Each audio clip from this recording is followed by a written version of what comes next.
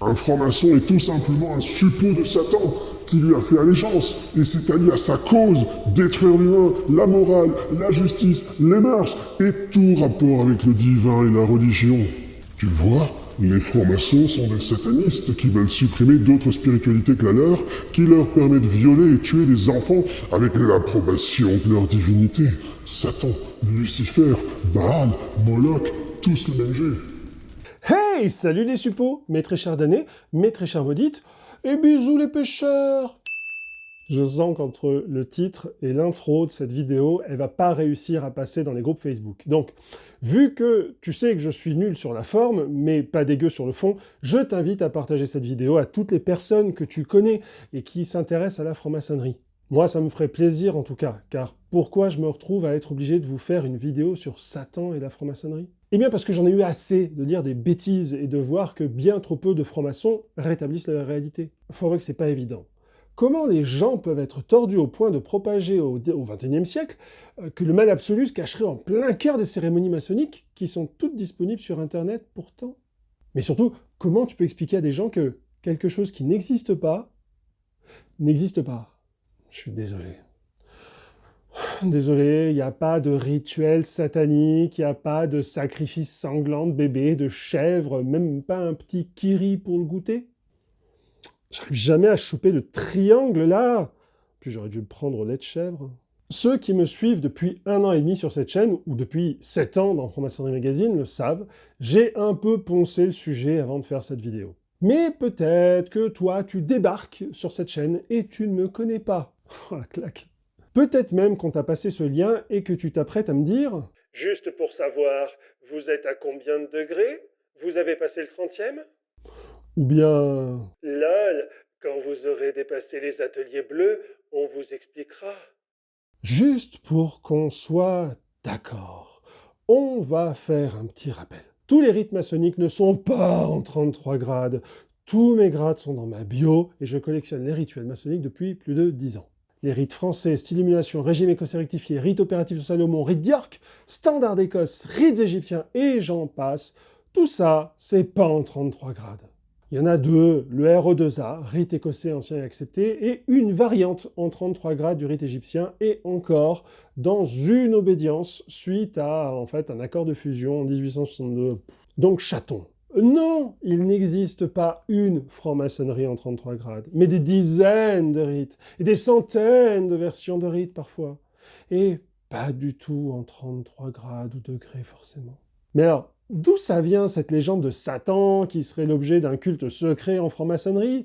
Et surtout, après le 30e degré du RE2A? Dans une précédente vidéo où je mettais, en toute modestie, en PLS la théorie de Lucifer et de la franc-maçonnerie, je vous disais que nous allions parler d'un Marseillais qui était à l'origine de cet intox. Son nom, c'est Léo Taxil, et on va en parler. Mais certes, Léo Taxil, au XIXe siècle, a parlé de Lucifer et de Satan dans sa fumisterie qu'il a inventée avec ses complices durant 12 années. Mais c'est pas lui le fautif originel de cette bêtise. Alors, qui a inventé le délire autour de Satan et de la franc-maçonnerie? Pour répondre à cette question, je te propose qu'on commence par voir dans cette vidéo ce que c'est que Satan et le diable dans la religion chrétienne, notamment les origines de ce Satan, et crois-moi chaton, tu vas avoir des surprises. Ensuite, on va parler d'antisémitisme et de religion catholique. Juste avant, bien évidemment, d'évoquer Léo Taxil et son immense fumisterie. Et pour terminer, on va parler d'antimaçonnisme et de RE2A. Par contre, si tu as été choqué par le titre putaclic de ma vidéo, je te présente mes excuses. S'il y a un truc qui n'est pas à faire, moi j'y vais. Mais en tout cas, moi je suis content, car le titre auquel j'avais pensé au départ, c'était « Un franc-maçon suppôt de Satan? Suppôt de Satan? Ça me ferait mal au... »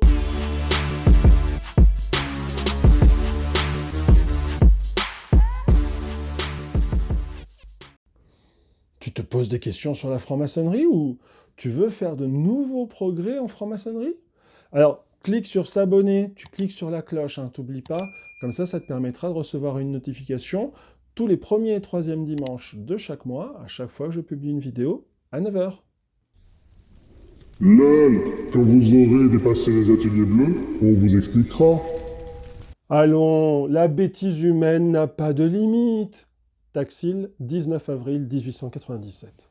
Voilà, qu'est-ce qu'il faut pas faire pour que des milliers de gens regardent une vidéo?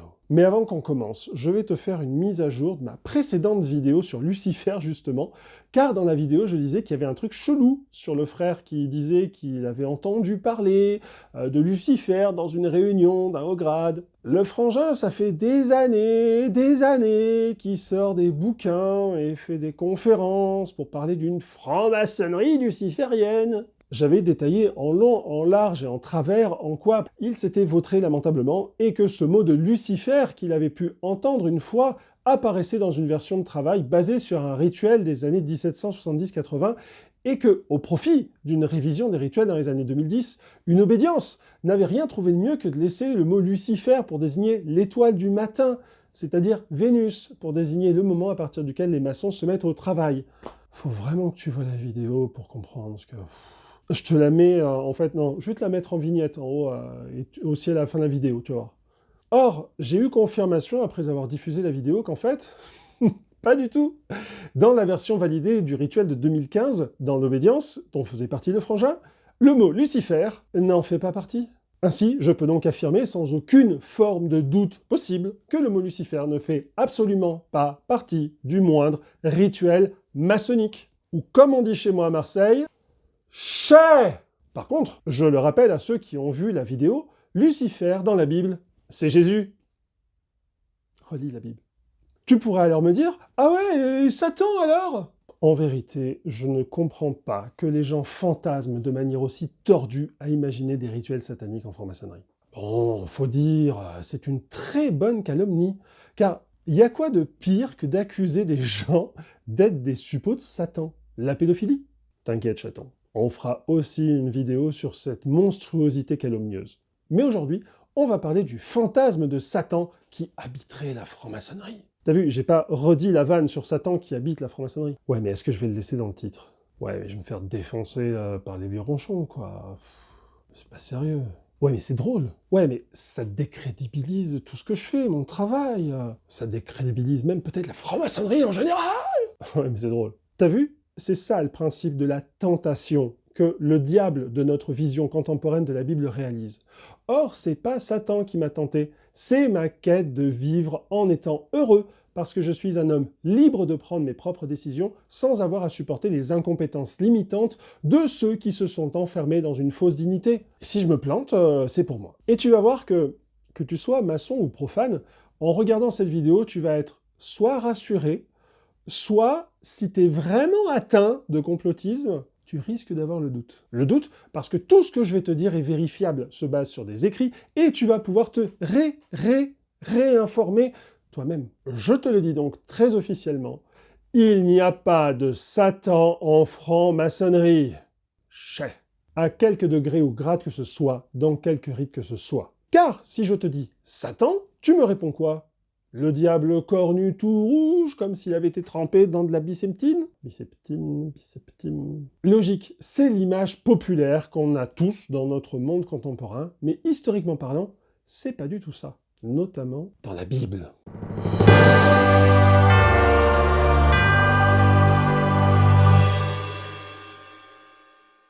Le diable se cache dans les détails. Entendez la langue des oiseaux, car Satan est un menteur. Gouvernement, parlement, enseignement, vêtement, car l'habit ne fait pas le moine, logement, en référence aux sectes, à la franc-maçonnerie, aliment, la viande, médicament. Désolé, il n'y a pas de Satan ni de diable dans les rituels maçonniques ou paramaçonniques. Ou alors, si, quand certains en parlent, en fait, c'est genre par exemple au martinisme, pour dire, et je cite le degré d'associé, bien que les symboles artificiels aient une signification limitée à ceux qui se sont mis d'accord sur leur sens, ils sont beaucoup plus autonomes que les symboles naturels. Les signes artificiels peuvent être utilisés sous forme de mots, parlés ou écrits, à la volonté de l'homme. Il n'y a pas de restriction en dehors de l'effort pour les exprimer sous l'une ou l'autre forme. Par suite, il est évident que les signes artificiels nous sont plus utiles que les signes naturels, par exemple. En raison de la superstition et de l'ignorance du peuple du Moyen-Âge en ce qui concerne les causes des phénomènes astronomiques, les comètes étaient considérées habituellement comme maléfiques et provoquaient une peur et une anxiété très grandes. Mais avant de devenir un symbole de peur comme signe naturel, la comète devait d'abord apparaître dans le ciel et être signalée. C'est pourquoi elle était peu utilisable comme symbole commode pour désigner le mal ou la peur, tant qu'elle restait simplement un signe dans la nature. L'idée de personnaliser le mal comme une créature satanique, l'opposé de Dieu, s'est développée sous forme d'un être d'apparence humaine, mais avec des cornes et une queue, appelé le diable ou Satan. Aussi ridicule que cette idée nous paraisse, ce signe ou symbole créé artificiellement par l'homme était beaucoup plus précieux pour représenter l'idée du mal qu'une comète dont l'apparition était problématique. L'homme pouvait dessiner ce symbole du démon partout où il en avait besoin. Je suis vraiment désolé, les chatons. J'ai rien à vous mettre sous la dent, ni au 30e degré du RE2A, ni au 33e. Sauf que je suis certain que vous n'êtes que trop peu à le savoir, mais Satan, c'est pas le Satan que vous imaginez dans la Bible. La Bible hébraïque parle en effet de Ha-Satan, le Satan. Ainsi, je vous le rappelle, ou bien je vous l'apprends, mais Satan, ce n'est pas un prénom ou un nom, c'est un titre. En effet, en hébreu, Satan signifie accusateur ou adversaire.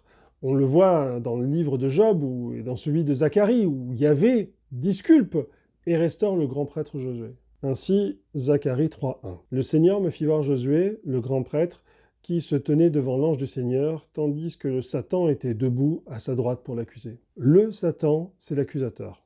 Quand Dieu revient à Jérusalem pour savoir s'il redonne son alliance au peuple de Jérusalem, le Satan est le contradicteur. Mais dans ce passage, Dieu redonne sa confiance à Jérusalem, mais il met une condition. Si tu marches dans mes voies, si tu gardes mes observances, tu gouverneras ma maison, tu garderas mes parvis et je te ferai accéder au rang de ceux qui se tiennent là. C'est un point fondamental.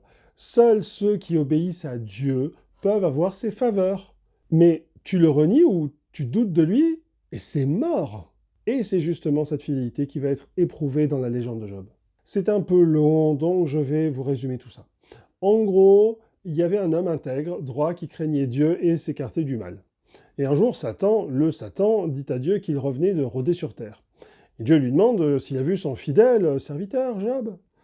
Là, le Satan dit que oui, mais que c'est un peu facile de dire qu'il est fidèle, car Dieu lui a tout donné. 7 fils, 3 filles, un troupeau de 7000 brebis, 3000 chameaux, 500 paires de bœufs, 500 ânesses et des serviteurs. Bref, c'était le plus riche sur terre. Bien Dieu dit qu'il a qu'à le tester, mais sans porter la main sur lui.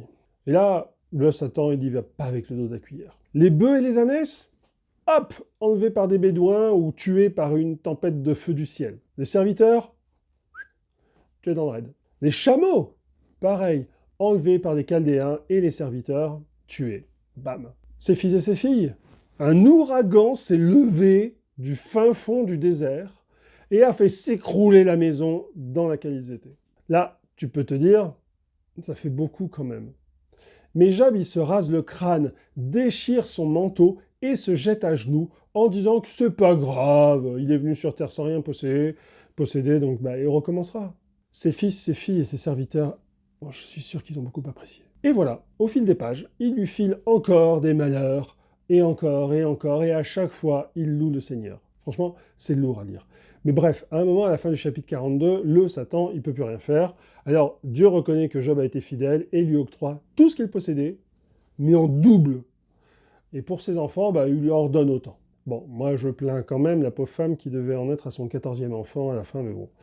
La moralité, c'est que si tu ne renies jamais Dieu dans les difficultés, quand la tentation de maudire Dieu se présente, eh bien Dieu te récompensera. Alors, ouais, c'est une légende, ouais, c'est une parabole, mais dans la Bible, le Ha-Satan est là pour tester la fidélité des hommes envers Dieu lorsque des épreuves leur sont imposées. Et si tu es fidèle à ta foi, t'es récompensé. Alors, bien sûr, on me dira « Oui, mais des fois dans la Bible, on dit juste Satan. » Commodité. Mais alors, si c'est pas un nom, mais une fonction, d'où ça vient la légende du diable ?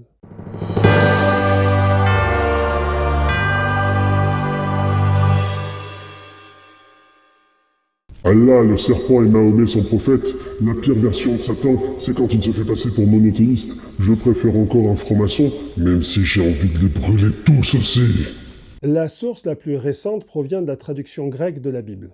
Ainsi, en grec, on dit diabolo pour désigner le querelleur, le calomnieur, le faux accusateur, le diffamateur. Si on remonte par contre à des versions plus anciennes de la Bible ou dans la littérature juive de la période du Second Temple de Jérusalem, comme les manuscrits de Qumran, on trouve 3 noms propres pour désigner le mal. Mastema, qui veut dire hostilité, et qui désigne le chef d'ange diabolique, Bélial, qui signifie le vaurien, le corrompu, et Samaël surtout, comme par exemple dans le livre d'Enoch, dont je parlais dans la précédente vidéo sur Lucifer. Mais d'ailleurs, ces noms ne désignent pas tout le temps le mal suprême dans la littérature hébraïque. Parfois, ce ne sont que de simples démons. Dans la Bible, ce ne sont pas que des noms propres, ce ne sont pas des noms propres pour désigner Satan, mais des termes pour désigner des vauriens, des traîtres, les 2 fils pervers d'Élie par exemple. Faut un peu connaître la Bible, mais Mastema, Bélial ou Samaël, ces noms désignent une figure du mal absolu dans des écrits dits pseudépigraphes. On en avait déjà parlé, ce mot désigne un écrit qui est faussement attribué à quelqu'un. Par exemple, les évangiles de Jean et Matthieu. On sait qu'ils n'ont pas été écrits par ces apôtres, puisqu'ils datent des périodes qui sont postérieures. Alors là, vous pourriez me dire, mais on s'en moque, on veut savoir si oui ou non, il y a des rituels démoniaques, des invocations à Satan, ou des sacrifices sanglants en franc-maçonnerie. T'inquiète, chaton. Mais avant ça, déjà, on va continuer à creuser, juste un peu encore, notamment sur le fait de savoir d'où vient cette dualité entre le bien et le mal. Est-ce que ça a toujours existé? Parce que ça pourrait t'étonner, mais toutes les civilisations n'ont pas toujours cru en une dualité simpliste entre le bien et le mal. En faisant des recherches justement sur le mal absolu, je me suis posé une question de quand ça date le diable. Parce que quand tu connais l'histoire, tu sais que le bien et le mal ont toujours été des composantes des légendes et de l'histoire humaine. Mais pas forcément en une opposition simpliste dans un concept de dualité. Les Grecs anciens, par exemple, considéraient les dieux comme fourbes. Pour eux, ils pouvaient donner et reprendre, protéger et maudire. Un dieu n'était pas obligatoirement soit tout bon, soit tout mauvais. Le dieu des enfers, par exemple, était amoureux de sa femme et aurait été prêt à tout pour elle. Mais il l'emprisonnait aux enfers. Pas cool. Pourtant, et c'est là la seule référence à Satan qui puisse exister dans un rituel maçonnique, dans une version du 26e degré du rite ancien et primitif des Memphis de John Yarker, qui s'est retrouvé plus tard dans un 71e degré. Oui, parce que je le rappelle, les rites égyptiens sont à 99 degrés, sauf au Géo, où ils ont condensé ça en 33. Bref, dans la version de Yarker, il est dit: chaque religion définit une dialectique entre le bien et le mal, Dieu et Satan, Brahma et Assur, Osmud et Ahriman, Bélus et Moloch, Osiris et Typhon, Vitzlipuzzi et Tetzlap... Je suis incapable de lire. On voit que Yarker n'était pas super connaisseur des religions polythéistes quand même pour simplifier de la sorte. Bon, faut dire que Yarker a inventé tellement de trucs chelous aussi, enfin bref. Et je me suis dit donc, est-ce que tu pourrais retrouver l'origine du bien et du mal qui nous a été transmis dans la Bible? Eh ben c'est possible.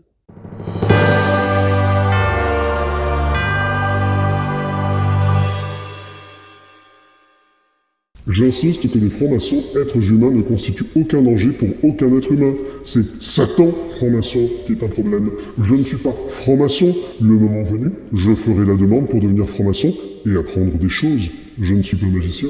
Quand tu étudies l'Antiquité, tu vois que dans les religions polythéistes, le bien et le mal, c'est parfois un peu flou. Les dieux sont souvent proches des humains, avec une dualité intérieure, et assez souvent portés sur le sexe. Alors certes, l'opposition du bien et du mal, ce n'est pas nouveau, et on peut remonter facilement à une période entre 2500 avant Jésus-Christ et 800 avant Jésus-Christ, où une divinité sumérienne sous forme d'oiseau-tempête, sorte d'aigle à tête de lion, du nom d'Imdugud. En fait, cette personnalité bestiale, elle se retrouve ensuite chez les Akkadiens sous le nom d'Anzu. Et Anzu est le messager des dieux, notamment Enlil, le roi des dieux au 2e millénaire avant Jésus-Christ. Et Enlil, il a des tablettes, les tablettes de la destinée. Et avec ça, il peut tout faire, logiquement. Mais son messager, Anzu, est jaloux. Et il a beau être un aigle à tête de lion, il aimerait bien tout diriger lui aussi. Il profite alors que son dieu prenne son bain. Oui, 2000 ans avant Jésus-Christ, les dieux y prennent leur bain. Il profite donc que son maître prenne son bain et il vole les tablettes de la destinée. Pas bien, Anzu, pas bien. Je vous la fais courte, Ninurta, fils d'Enlil, affronte le monstre ailé et récupère les tablettes et rétablit l'ordre. Si tu as déjà lu l'Apocalypse de Jean, tu pourras tiquer aisément sur cette histoire qui ressemble un peu à la lutte du bien contre le mal, symbolisée par les 2 bêtes qu'on assimile à des dragons. La bête de la mer et la bête de la terre, mais bref. Mais au 2e millénaire avant Jésus-Christ, il y a surtout vers l'Iran actuel une religion, le mazdéisme, qu'on appelle souvent le zoroastrisme du nom de son prophète réformateur légendaire, Zoroastre, ou peut-être tu le connais sous le nom de Zarathustra. Le mazdéisme, c'est simple. Il y a un dieu, c'est le chef, il a créé le ciel et la terre, il a organisé le chaos. Dans le zoroastrisme, tous les humains, ils ont une âme, ils sont jugés à leur mort pour aller soit au ciel, soit au purgatoire. Je simplifie à mort. Ce dieu, il s'appelle Ahura Mazda, et il a un fils, Spenta Mainyu, mais face à lui, il y a un esprit mauvais, Angra Mainyu ou Ahriman. Le jour et la nuit, la vie et la mort, le chocolat et la chocolatine.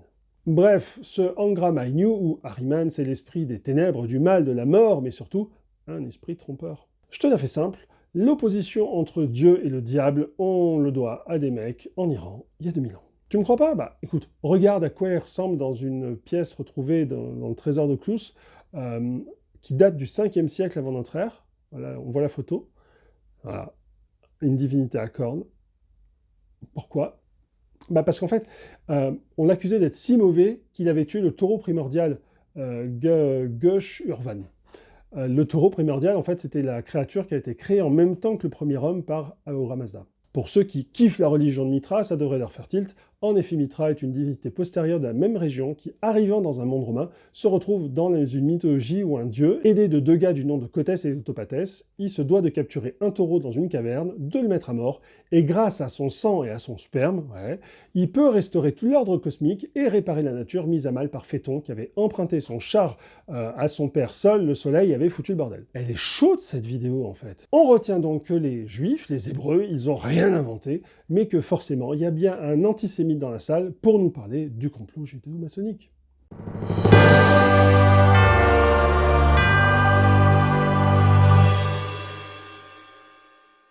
La Kabbale utilise la franc-maçonnerie comme proxy pour légiférer les lois d'inspiration satanique au sein de la République. La laïcité leur donne donc la primauté sur son exercice public au détriment des autres, la ruse du diable. Parce qu'une grosse partie de la fumisterie sur Satan et la franc-maçonnerie, ça provient de l'antisémitisme du 19e siècle, avec des mecs comme Henri-Roger Gougenot des Mousseaux, qui publie par exemple Le Juif, le judaïsme et la judaïsation des peuples chrétiens en 1869. Un bouquin dégueulasse qui devient la source principale de l'antisémitisme de mecs comme Édouard Drummond par exemple. Je le cite dans cet ouvrage.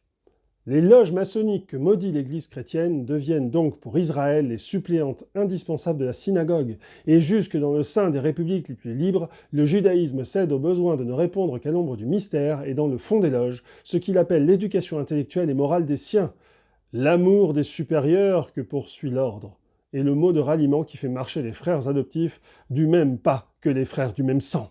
Je vous passe tout le discours abject, mais en gros, pour se détraquer, la franc-maçonnerie serait une armée et les juifs forment l'état-major. Honnêtement, comment les rituels traduisent en français les mots hébraïques, je rigole assez doucement. J'ai d'ailleurs souvenir d'une sœur qui, entendant dans une cérémonie la traduction d'un mot hébreu de la Bible, s'est mise à me regarder et à faire...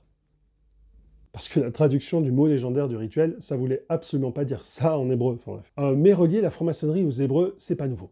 Déjà parce que les francs-maçons ont pris comme élément fondateur la reconstruction du temple de Jérusalem, sa destruction et sa reconstruction, mais aussi parce qu'une attaque antisémite classique, c'est de dire que la franc-maçonnerie serait, je cite, la synagogue de Satan, en référence à un passage de la Bible, je cite, « Voici, je te donne des gens de la synagogue de Satan, de ceux qui se disent juifs, mais ne le sont pas, car ils mentent. » À noter pour la blague qu'il y a un livre anti-maçonnique et antisémite très connu qui s'appelle « La synagogue de Satan ».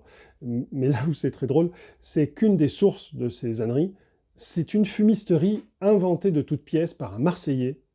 Mais rassurez-vous, on va en parler. Avant cela, signalons que le fait d'appeler la franc-maçonnerie « la synagogue de Satan », on la doit aussi à un pape, Pie IX, en 1873, qui signe une lettre encyclique « Etsi multa luctuosa ». Il y déclare « Quelqu'un d'entre vous, vénérables frères, s'étonnera peut-être que la guerre faite en notre siècle à l'Église catholique ait pris de si grandes proportions.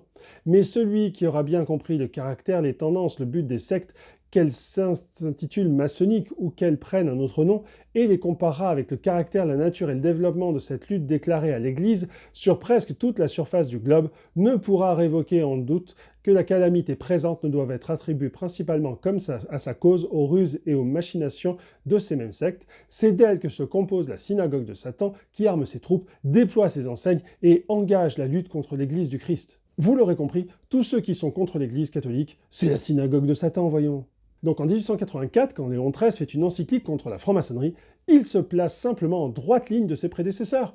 Il réalise ainsi une condamnation doctrinale, c'est une lutte contre le naturalisme, c'est-à-dire l'absolue souveraineté de la raison humaine qui se distingue de la révélation chrétienne.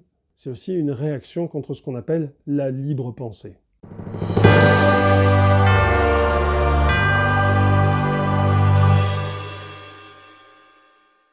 Les prétendus libres penseurs sont les francs-maçons, secte satanique. Ça ne m'étonne pas que l'idée de déboulonner la statue de Saint-Michel-Archange qui terrasse le Satan les arrange et que tous les patriotes soutiennent ce maire des Sables d'Olonne. La vraie raison, la libre pensée. Né dans les années 1850-70, c'est, selon moi, avec le Concile Vatican I en 1870 que l'Église réalise que le vent tourne. En effet, en même temps que le concile se déroule à Naples, un anti-concile international. La pensée rationaliste se structure et apparaît très clairement une critique de la politique papale. En 1880, une internationale de la libre pensée est créée et en 1881, son congrès international à Paris définit la libre pensée comme « société rationaliste et athéistique ». Mais la libre pensée, c'est quoi ? C'est un mode de pensée qui cherche à se débarrasser des postulats et dogmes religieux, politiques et idéologiques. Tu m'étonnes que le pape l'avait mauvaise. Et le problème, c'est que les libres penseurs, en majorité, ils étaient aussi francs-maçons. Et bien sûr, comme par hasard. Oui, forcément, tu mets des mecs au Grand Orient de France durant des années à réfléchir ensemble dans une époque où se développe l'idée que le cléricalisme et la religion sont irrémédiablement liés, ça clash. Forcément, ça amène à une encyclique pontificale en 1884 qui accuse la franc-maçonnerie de chercher à détruire l'Église catholique. Et ouais, c'est une encyclique complotiste. Ça vient de là, ce délire d'une franc-maçonnerie qui cherche à détruire l'Église. Bon, à l'époque, c'était plutôt vrai. Bon, c'est vrai, à l'époque. Un grand nombre de maçons étaient anticléricaux. Mais maintenant, clairement, la majorité en a strictement rien à faire de l'Église de Rome, comme à peu près la moitié des Français. Ouais. Car pour info, en 2021, le nombre de non-croyants en France, toutes religions confondues, a dépassé le nombre de croyants. 51% des Français ne croient pas en Dieu, selon un sondage IFOP. Ils étaient 44% en 2004 et 2011. On va le tourner dans l'autre sens. 49% des Français croient en Dieu, ils étaient 66% en 1947. Alors, certes, ce sont des sondages, mais en tout cas, c'est éclairant. Revenons donc à notre pape, Léon XIII. Je le rappelle, Léon XIII est un pape qui accède à la fonction suprême en 1878, sauf que le Vatican, à l'époque, c'est plus ce que c'était. En 1870, le royaume d'Italie s'empare de toutes les possessions du territoire pour réaliser l'unification du pays. Rome est prise le 20 septembre 1870 et l'Italie est unifiée. Toute l'Italie ? Non, car un petit village d'irréductibles romains en soutane résiste fièrement à l'envahisseur. C'est le Vatican. Cerné de toutes parts, que ce soit au niveau politique ou même intellectuel, avec la montée du rationalisme, et tous les universitaires vous le diront, pour exister, il faut publier. En 1879, il publie une première encyclique sur le fait de revenir à une philosophie chrétienne dans les écoles catholiques. Et en 1884, il publie l'encyclique Humanum Genus. Nous sommes le 20 avril 1884. Léo Taxil aura l'idée de sa fumisterie le 23 avril. Attendez, c'est quoi cette histoire d'encyclique? C'est qui Léo Taxil? Comme dirait le mème de Jackie Chan...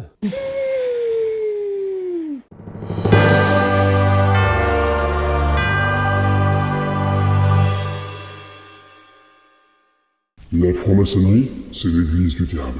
Alors il dit quoi cette encyclique? Allez, je cite un passage. À notre époque, les fauteurs du mal paraissent s'être coalisés dans un immense effort, sous l'impulsion et avec l'aide d'une société répandue en un grand nombre de lieux et fortement organisée, la société des francs-maçons. Ceux-ci, en effet, ne prennent plus la peine de dissimuler leurs intentions, et ils rivalisent d'audace entre eux contre l'auguste majesté de Dieu. C'est publiquement, à ciel ouvert, qu'ils entreprennent de ruiner la Sainte Église afin d'arriver, si c'était possible, à dépouiller complètement les nations chrétiennes des bienfaits dont elles sont redevables au Sauveur Jésus-Christ. On est clairement dans une lutte de pouvoir politique. L'Église voit son pouvoir politique disparaître et essaie de survivre. C'est une lettre encyclique de désespoir. Alors, on pourrait dire que c'est aussi un délire paranoïde. Mais le problème, c'est qu'historiquement parlant, il n'avait pas tort sur un point. En 1884, il y avait énormément d'anticléricaux en franc-maçonnerie. Pourquoi ? parce qu'il y avait tout simplement énormément d'anticléricaux tout court et dans tous les pays. Pour mémoire, en 1880, Jules Ferry, ministre de l'Éducation, fait passer 2 décrets où il ordonne aux jésuites de quitter l'enseignement. 3 ans plus tôt, Léon Gambetta, il fait un discours où il déclarait en citant Péra « Le cléricalisme, voilà l'ennemi ». 1880, loi Camille C. ouvre les études supérieures aux filles. On accole les écoles aux mairies. 1881, on laïcise les cimetières. 1881-82, les lois Jules Ferry rendent l'école primaire gratuite, laïque et obligatoire. Les crucifix sont surtout retirés des salles de classe. Grosse ambiance pour l'église catholique de Rome. On passe des prières à la Marseillaise, du culte de Dieu au culte de la patrie. 1884, on supprime les prières publiques et on rétablit le divorce. Tu m'étonnes que le pape, il a les genoux qui claquent. Je vous avouerai, cette encyclique, je vais pas vous la lire. Je vais vous mettre le lien en bas dans la description, parce que je me la suis frappée et je me suis endormi. Non, mais tu sais à quelle heure j'écris mes scripts de vidéo aussi, quoi? Tard, en fait, ou tôt. L'encyclique, je vais pas la lire, mais en gros, elle reprend à demi-mot les griefs que les papes d'avant attribués à la franc-maçonnerie. Pouloulou, le secret! Tu m'étonnes, la confession, ça donne plein d'informations stratégiques, économiques et politiques. Et si on nous cache des trucs, comment on va faire? Pouloulou, le serment! Bah oui, le serment, c'est religieux. Ça lie l'homme et Dieu. Si on en vient à jurer dans un autre cadre que le cadre religieux, c'est soumis au droit d'auteur. Pouloulou, l'indifférentisme! Bah oui, si toutes les religions se valent, il n'y a plus aucun intérêt à choisir la nôtre. Sauf qu'il est malin, le Léon. Comment faire pour décrédibiliser la franc-maçonnerie alors que les précédentes actions papales n'ont apparemment servi à rien? Bah on y va avec les pieds, hein. On dit que la franc-maçonnerie, elle sert le mal. Carrément le mal. Il dit ainsi, rattachés les uns aux autres par le lien d'une fédération criminelle et de leurs projets occultes, ces adeptes se prêtent un mutuel appui et se provoquent entre eux à oser et à faire le mal. Oh chaton. Et là, il y a un Marseillais. Il a une idée. Ce Marseillais, c'est Léo Taxil, secrétaire de la Ligue anticléricale. Léo Taxil et ses œuvres. Je l'ai peut-être fait un peu fort.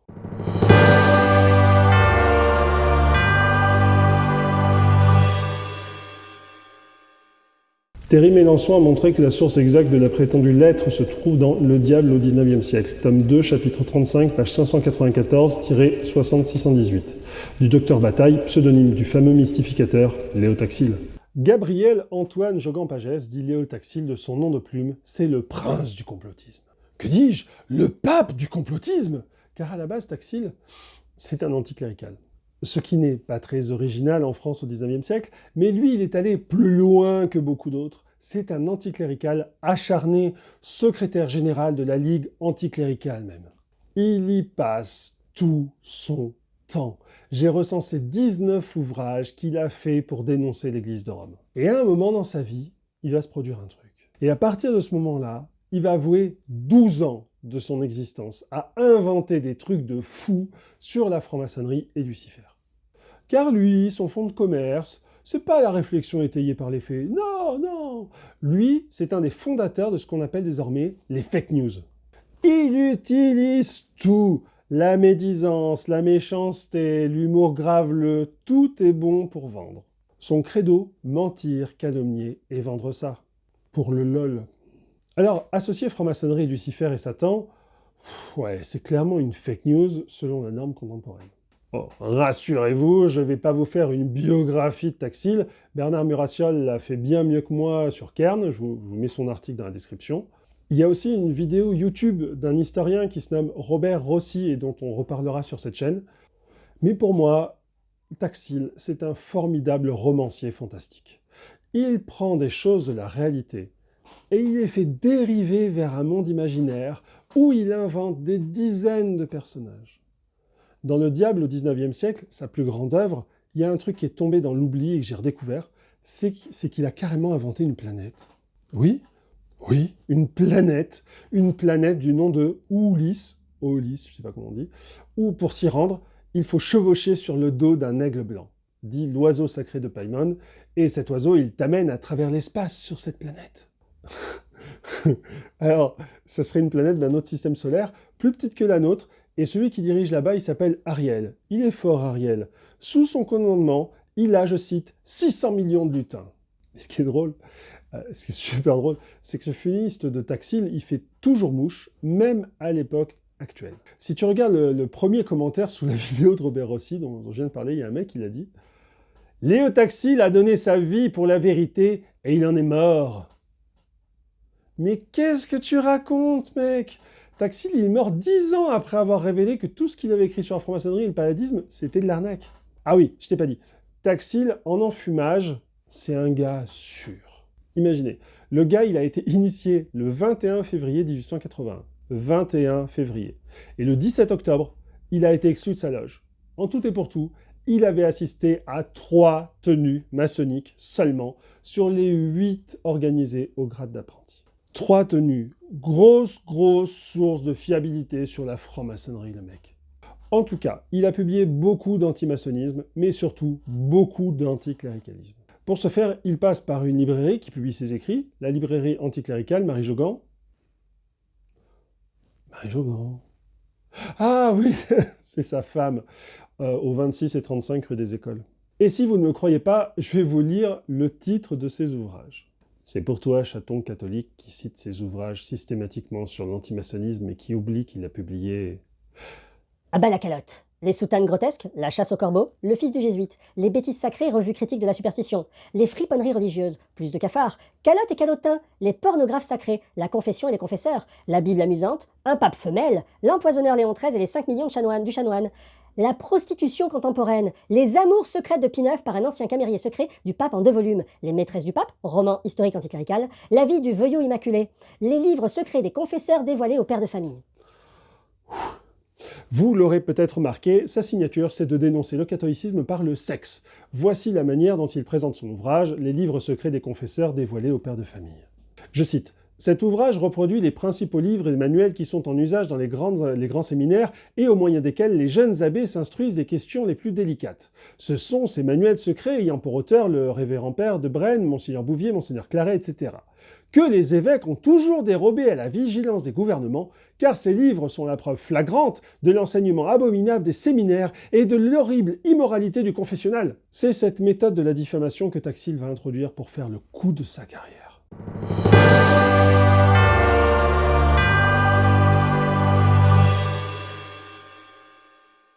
Les gens peuvent se tromper, mais pas les actes. La franc-maçonnerie est une voie express vers le diable. Je vous l'ai dit, c'est le pape du complotisme maçonnique. Et à un tel point qu'il va alimenter ses mensonges pendant 12 ans, jusqu'à tout avouer. Et pourquoi il a fait ça? J'en parlerai plus en détail plus tard, mais à l'époque, il avance une théorie, qui est fausse. Mais qu'est-ce sa théorie? Il fait croire aux gens qu'il abandonne la franc-maçonnerie car il a eu une révélation. Et il s'est converti au catholicisme. On en connaît d'autres qui nous l'ont fait. Or, il déclare qu'il s'est fait des ennemis chez ses anciens amis anticléricaux. On en connaît d'autres qui nous l'ont fait. Il faut dire que c'était crédible. Quand tu craches sur tout le monde te crache dessus. Ouais, non, je vais arrêter de vous faire la blague de répétition. En tout cas, il romance ça dans un ouvrage, Confession d'un ex-libre-penseur, et je vous mets le lien dans la description, où il dit qu'il en a eu assez d'être attaqué. C'est passionnant de lire cela entre les lignes, parce que dans son postulat, il explique qu'être anticlérical, ça lui apportait que des ennuis, et que les anticléricaux ne le soutiennent même pas. Pour lui, les anticléricaux sont tous francs-maçons. Donc, si les anticléricaux l'attaquent sur sa probité, c'est une attaque coordonnée de la franc-maçonnerie. Visualisez, le calomnieur calomnié et parano, c'est crédible. Il écrit en mai 1885 un article dans le numéro 316 de la revue anticléricale, je cite « J'en ai assez ! Abreuvé d'outrages par les intransigeants et les opportunistes, par les révolutionnaires et les modérés, criblé de traits perfides que des lâches me décochaient par derrière, tandis que soldat indépendant, je me battais à l'avant-garde, lassé, découragé, écœuré. Je ne puis résister au dégoût qui m'envahit, et je brise pour toujours ma plume anticléricale. » Ce qui est d'ailleurs faux parce qu'il l'a reprise après. Puisque la fraternité républicaine n'est qu'un mensonge, qu'ils se dévorent donc tous les uns les autres, qu'Hébert envoie Vergniaud à la guillotine, que Danton y envoie Hébert, que Robespierre à son tour y envoie Danton, et que Tallien termine la série en y envoyant Robespierre. Et quand un tirailleur se donnera de tout cœur à la libre pensée et se battra sans vouloir accepter le mot d'ordre d'aucune coterie, que la franc-maçonnerie dans l'ombre le perce de ses flèches empoisonnées. Il aurait eu les nerfs, le garçon, il serait senti trahi, il aurait pensé qu'en attaquant l'église, il trouverait des soutiens. Mais le souci, c'est que dès que tu fais quelque chose, il y a des gens qui t'aiment pas. Mais tout ça, c'est du mytho. Il veut faire le plus gros coup de sa carrière, abuser l'église et tous les croyants. Mais comment faire croire à sa rédemption? T'as vu les titres de ses ouvrages anticléricaux? En réalité, son processus pour se rendre crédible commence près d'un mois plus tôt, soi-disant en traduisant en français le procès de Jeanne d'Arc. Comme les espions, il se fait une légende. Il écrit ainsi le 24 avril 1885 une lettre à un certain Monseigneur Mercier ou Monsieur Mercier, administrateur à l'œuvre de l'hospitalité de nuit à Marseille. Il lui déclare « Cette lettre va vous apporter une surprise bien agréable. Depuis hier, je ne suis plus le même homme. Je suis transformé du tout au tout. Votre cœur de catholique et d'ami a bien dû souffrir pendant ces dernières années, chaque fois que vous avez appris un de mes scandales antichrétiens.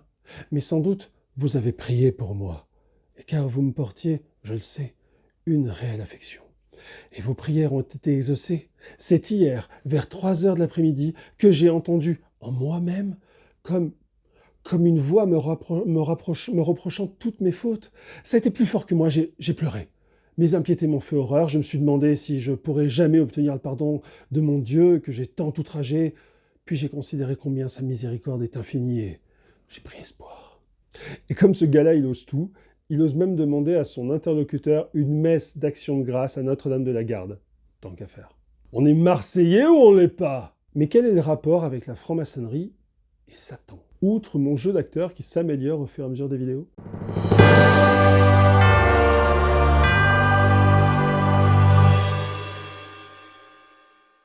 Une spécialité du 33e degré de franc-maçon, de ces pourris que vénèrent la base de la pyramide, sans savoir que le beau Satan est tout en haut. Bien, je vous l'ai dit précédemment, initié en 1881, il s'en était fait jeter quelques mois plus tard. Il fait comprendre qu'il en avait gardé quelques rancœurs. Et quand en 1885, il est menacé d'un nouveau passage au tribunal correctionnel pour une réédition d'affiches à placarder par la librairie anticléricale de sa femme et de ses caricatures de Pie IX, il écrit « Alors, ce qui se passa dans la presse républicaine fut inouï. Chaque journal déclara que les affiches étaient absolument inoffensives et que le ministre de l'Intérieur, en les faisant arracher, commettait un acte d'arbitraire.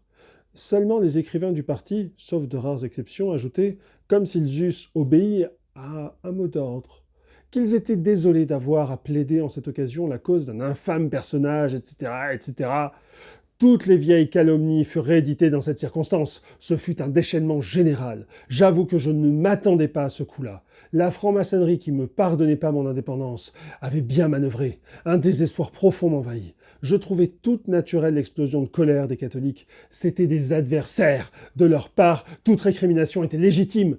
Mais être en but aux attaques des miens, et cela pour la 1000e fois, cela m'écœurait. J'étais découragé. Anéanti. Il quitte les anticléricaux, mais les anticléricaux apprécient moyennement. Là, le voyant partir, certains ne l'aimaient pas, il sort du bois et il attaque sur sa moralité. Lui, en vrai, il rigole, mais il avance publiquement qu'il n'aime pas du tout cela, qu'il prétend qu'il a les nerfs et qu'il a besoin de se venger. C'est en tout cas ce qu'il va réussir à faire croire, et son arme sera l'église de Rome et Lucifer. J'avoue quand même, faut avoir les gonades de chercher de l'aide auprès de ceux que tu insultes depuis des années pour, en plus, continuer à se moquer d'eux. Selon lui, dans son discours d'alors, ce sont les francs-maçons qui sont la source de ses malheurs. Il se tourne donc vers ceux qui, en 1885, sont les ennemis de la franc-maçonnerie en général, l'Église catholique. Ceux qui n'est d'ailleurs pas au goût de sa femme.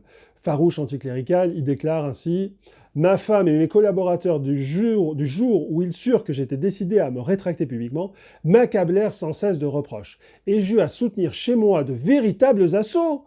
Je fus en but aux récriminations de ma chère femme, affolé, je ne sais comment j'ai su résister à ses supplications. » Le problème, c'est Pierre et le Loup.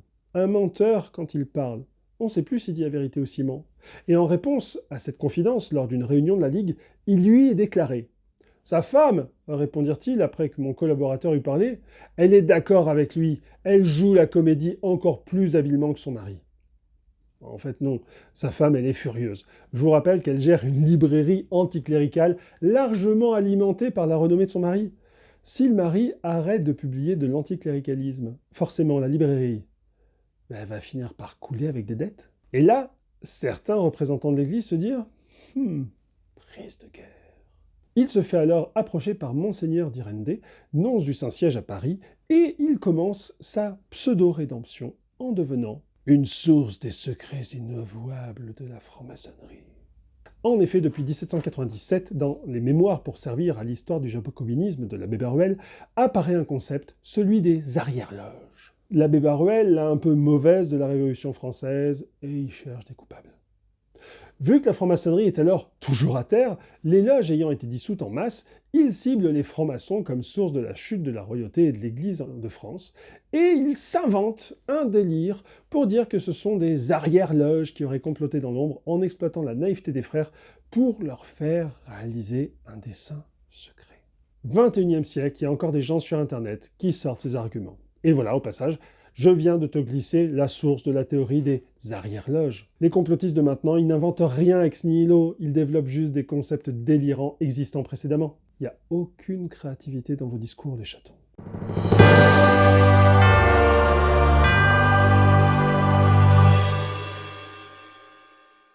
Franc-maçonnerie, l'armée du diable en marche. En tout cas, Taxil, il innove en reprenant du vieux pour en faire du neuf.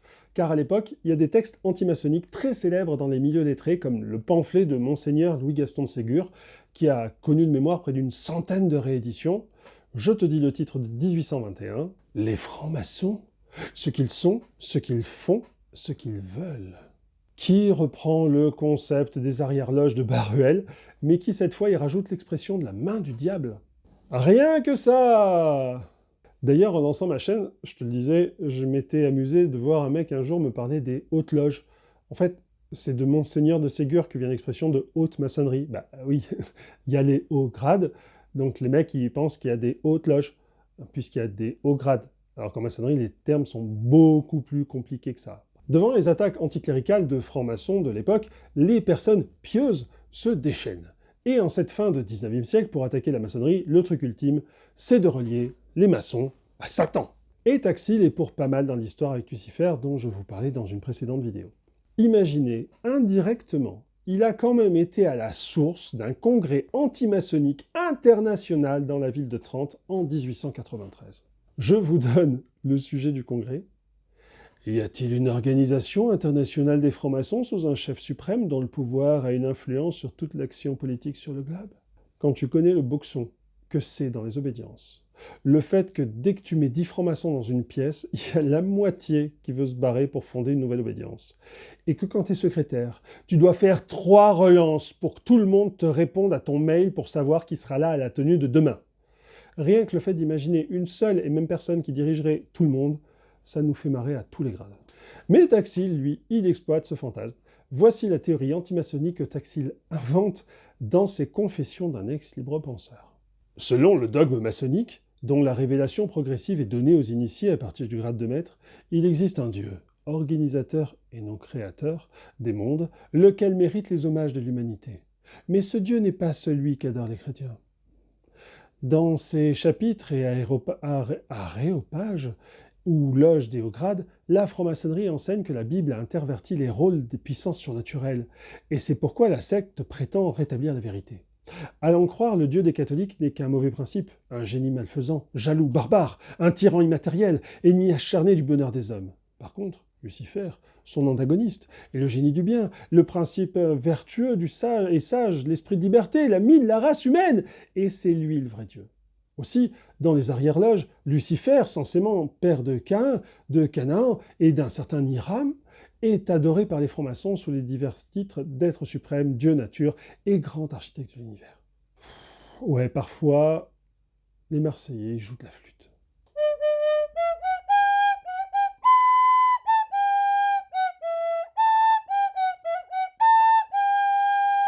En tout cas, si tu connais la franc-maçonnerie, tu tiques 200 fois. Déjà parce que c'est même pas une bêtise, c'est l'impératrice des bêtises. Et surtout parce que tu comprends à partir de quelle maçonnerie il se base. le rite écossais ancien et accepté, le RE2A.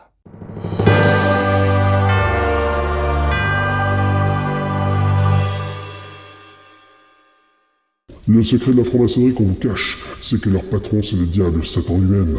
Le reste ne sont que des pions sur un échiquier, des sorciers de bas étage qu'on utilise pour établir le royaume de Satan sur Terre. Même au 33e degré, tu es un bébé. Il parle de chapitre et aéropage, j'ai toujours du mal, c'est du RE2A. Alors qu'il sait qu'il existe d'autres rites en France, vu qu'il en parle dès 1885 dans Les Frères 3 points, mais il focalise sur le RE2A quand même. Je suis persuadé qu'il y a des mecs qui vont me traquer dans les commentaires sur Aéropage. Et là, tu comprends pourquoi les complotistes, ils sont à fond sur le RE2A et ils parlent tout le temps de la franc-maçonnerie en 33 degrés. Je vous rappelle que le RE2A est l'un des multiples rites maçonniques et que l'histoire théâtrale que ces rites maçonniques racontent n'a rien à voir avec celle du rite français, du rite anglais, du rectifié et de tous les autres rites. Au départ, le RE2A, c'est un rite de haut grade dont les frères ont fabriqué des rituels d'apprentis compagnons maîtres pour combler les trous et fonder leur obédience en opposition au Grand Orient de France. Et d'ailleurs, même au sein de ces hauts grades, ils ont mis énormément de temps à rendre cohérents tous les grades qui le composent, tellement c'était du copier-coller d'éléments sans aucun lien entre eux au début parfois. Bon, maintenant les hauts grades du RE2A, c'est plutôt bien fixé. Et d'ailleurs, je trouve ça amusant, dans le rituel du 30e aux États-Unis, ils ont rajouté une note, je te la traduis. Dire aux lecteurs et aux auditeurs que Kadosh est un degré satanique, c'est volontairement mentir aux personnes que l'on est chargé d'informer. Ce que vous avez semé, vous le récolterez. Le rituel ne nie pas le Christ, il ne nie pas le vivant, il ne nie pas le Dieu Tout-Puissant, au contraire il les affirme. Ce qu'il nie, c'est la souveraineté papale et la licence royale, l'usurpation du pouvoir par des despotes, la tyrannie, la superstition, le fanatisme sectaire, la bigoterie, la stupidité, bref, l'ignorance, qui n'a rien à voir avec la religion, bref, l'ignorance, qui donne à tous ces mots une raison d'être. L'esclavage spirituel est peut-être le plus grand mal qui existe aujourd'hui. En dessous de ça, tous les autres mots forment une pyramide. L'esclavage spirituel en est le sommet. Tous les chemins y mènent et en partent lorsque nous parlons des démons de la société. La surpopulation, la pauvreté, le crime, la maladie, la misère, la haine, la corruption politique, la pollution. Tout cela doit être considéré comme ayant pour cause première leur prima materia, l'esclavage intellectuel. N'est-ce pas ce que le Bouddha, lorsqu'il a livré les 4 nobles vérités à l'humanité? Je vous le répète. Si vous pensez que la doctrine de n'importe quel rite de la franc-maçonnerie serait le culte de Satan ou d'une vision diabolique de Lucifer, je vous le redis, vous vous faites couillonner. Ouais, là c'était de moi, là, le dernier paragraphe. Mais ce qui est drôle, c'est qu'au début, Taxil ne parle pas du tout de Lucifer. C'est quelque chose qui vient plus tard. Au départ, il déballe juste tous les rituels qu'il a réussi à récupérer sur la franc-maçonnerie. Au départ, il prétend vouloir juste faire du mal aux francs-maçons en faisant publier tout ce qu'il trouve sur la franc-maçonnerie, les cérémonies, les instructions questions-réponses, les statuts et règlements du Géo, et même les constitutions d'Anderson de 1723 dans son livre Les Frères 3 points. Son but avoué était de nuire parce qu'il n'assumait pas ne pas être aimé à cause de ce qu'il avait dit. Mais tout cela, c'était un mensonge. En tout cas, ça marche. Le 24 avril 1885, il annonce sa conversion au catholicisme, lui, le secrétaire de la Ligue anticléricale. Oh, bien sûr, ce ne fut pas facile. Il se fit renier par tous ses amis, ou presque, mais l'Église paya toutes ses dettes. Et il fut même employé à la librairie Saint-Paul, après le dépôt de bilan de la librairie de sa femme. Mais je l'ai dit, il lui faut aussi prouver que ce qu'il dit est vrai, en faire des révélations sur la franc-maçonnerie. Alors il publie, encore et toujours, plusieurs livres par an, que ce soit des rituels qui bricolent ou bien même des listes de francs-maçons de l'époque. Il déclara même plus tard « Mes premiers livres sur la franc-maçonnerie furent donc un méli-mélo de rituels avec des petits ajouts qui n'avaient l'air de rien, avec des interprétations en apparence anodines. » Bernard Murassiol, dans un article sur Cairns, j'en parlais, il a recensé des petites âneries que Taxil disséminait dans ses écrits. En voici quelques-unes. Là-dessus, il, le vénérable, embrasse 3 fois l'initié. D'abord sur la joue droite, ensuite sur la joue gauche, enfin sur la bouche. Quand le vénérable a le défaut de saliver ou d'avoir la laine infectée, on avouera que le triple baiser fraternel est fièrement dégoûtant. Pouah. Le second surveillant administre un bon coup de sa règle en fer en travers de la gorge du récipiendaire, qui ne s'attendait pas, par exemple, à recevoir celui-là en mémoire du père Hiram. Ce grade, le 16e degré du RE2A, ne signifie pas grand-chose et ne sert qu'à amuser les imbéciles. Les chevaliers, Rose-Croix, ont le chapeau sur la tête. Leurs cordons et leurs tabliers sont retournés à l'envers, comme la culotte du roi Dagobert. Et ces livres s'arrachent. Les Frères 3 points, 36 000 exemplaires. Le culte du grand architecte de l'univers, 29 000 exemplaires. Les Sœurs maçonnes, 33 000 exemplaires. Mais ce n'est pas assez. Il faut développer le sensationnalisme. Il se met alors en 1892 à écrire une œuvre colossale de fiction sous un pseudonyme, Le Diable au XIXe siècle, par le docteur Bataille, sous forme de fascicule mensuel. Pour développer sa fumisterie, il se sert d'une invention d'un précédent ouvrage, le palladisme. Le palladisme, c'est un culte satanique que Taxil a inventé de toutes pièces. Il a chargé la mule, franchement, culte de Satan Lucifer, dont la vocation antichrétienne est en fait l'exact opposé du christianisme. Mais pour ce faire, il faut s'effacer. Il invente un personnage qui témoignerait. C'est plus puissant si c'est un personnage. Il n'y a rien qu'à voir tous les oiseaux qui vous racontent n'importe quoi sur la franc-maçonnerie en ayant comme ça l'argument d'autorité qu'ils ont été maçons, mais jamais de texte, comme par hasard. Pour ce faire, il contacte donc un ancien camarade de classe qui a fait l'armée et voyagé aux confins du monde, mais qui était revenu en France. Par une habile manigance, il lui fait lire ses délires et lui avoue finalement que tout est faux et qu'il a besoin de lui pour rendre plus pittoresque ses hérésies. Le camarade de classe est amusé et se prête au jeu. Il a donc une source d'exotisme, un homme de paille, il lui faut plus.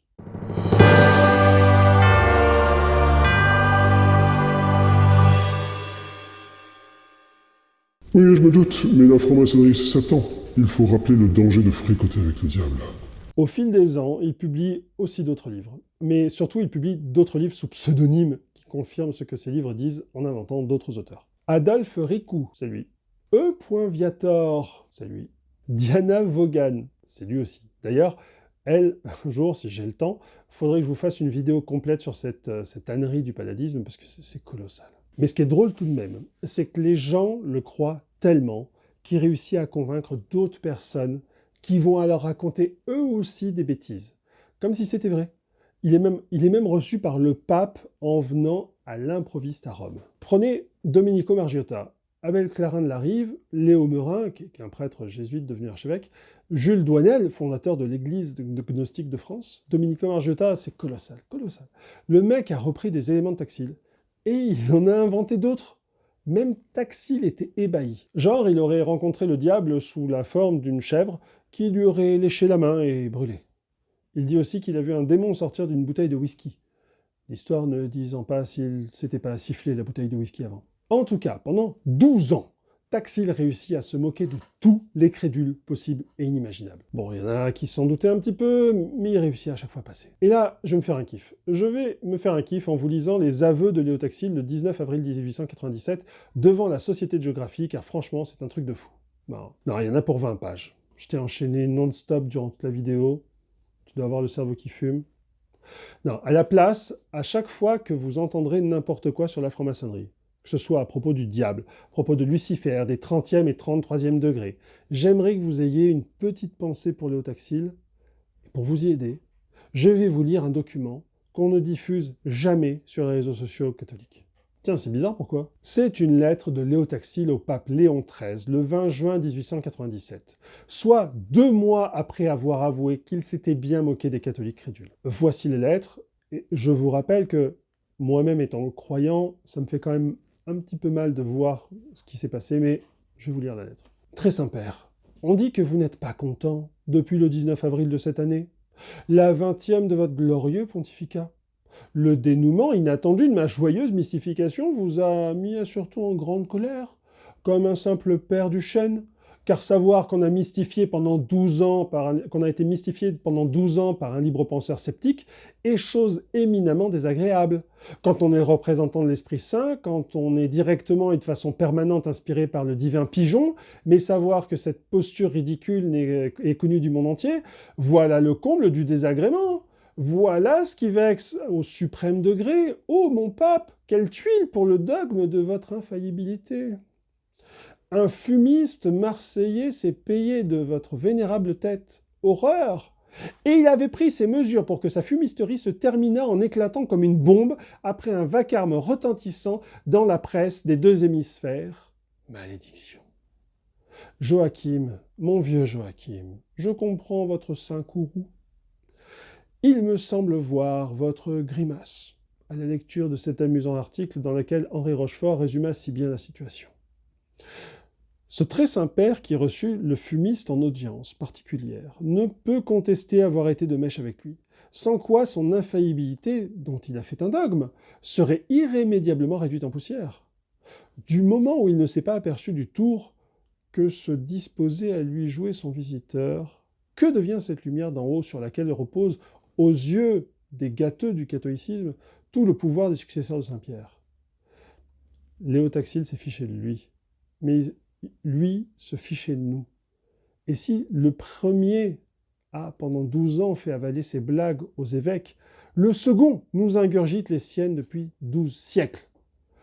Ou le nommé Pecci n'est pas plus infaillible que ni vous ni moi, et il ne lui reste qu'à donner sans délai sa démission de représentant d'un dieu qu'il ne représente en quoi que ce soit, ou, étant infaillible, il s'est constitué l'associé d'un blagueur dont il se servait pour soutirer l'argent des adversaires de la franc-maçonnerie, auquel cas, il n'y aurait plus qu'à charger les gendarmes d'aller l'arrêter dans son palais pour abus de confiance et soustraction frauduleuse. Taxil reprend.